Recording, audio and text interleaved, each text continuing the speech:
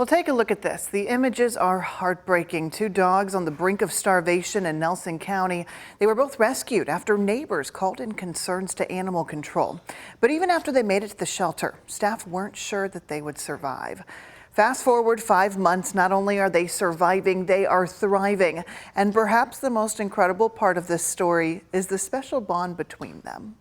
If you guys come back here, she's like, come here, babies, babies.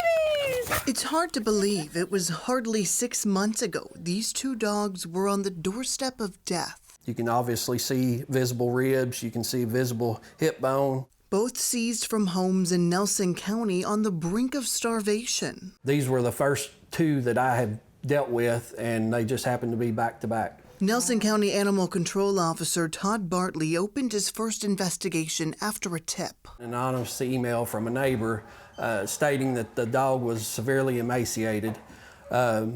So the pictures that we were presented with didn't really show in detail, just the severity of it. So I wanted to make sure I saw it for myself. Driving by the home on Pittsburgh Road in Bardstown, Officer Bartley said he never saw the dog, now known as Sugar. And then that neighbor sent more pictures, heartbreaking images showing Sugar tied up, fighting for her life. Myself and two Bardstown police officers went out, executed the search warrant. We were able to get Sugar. She was found in a small crate in the kitchen. And if you can believe it, Sugar was the lucky one. Another dog on the property was already dead. It's just sad. If you're going to have an animal, why treat it like that? Hours after Sugar was brought into the shelter, Officer Bartley was out investigating another call of alleged animal cruelty in another part of town. A dog, now known as Gypsy, had run to a neighbor's house.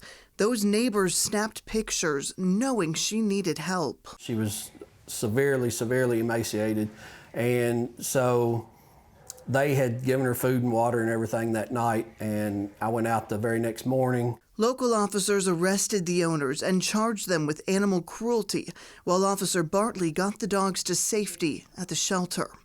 They were evaluated as soon as they got there, and staff admit it didn't look good. When I first saw Gypsy and Sugar both, I honestly did not have high hopes for them. I thought that they were broken. I thought that they weren't gonna last. And that's just the sad truth of it. But these dogs are survivors. I don't believe in coincidences. Survivors that found comfort in each other. These girls were meant to come here at the same time with each other. Week by week, staff watched them heal in side-by-side kennels. They just started bonding and getting closer and closer every day and putting on weight, and they were just so happy. Eventually, staff introduced them, and they've been inseparable ever since. It's like they're sisters now.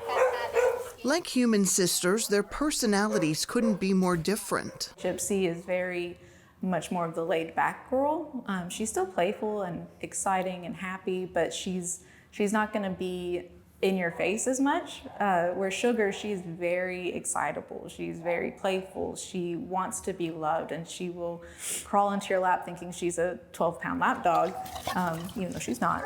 The one thing they share, they were saved just in time. That's what makes me come to work every day, are these stories. Because it's not always like that. It's not always a happy ending.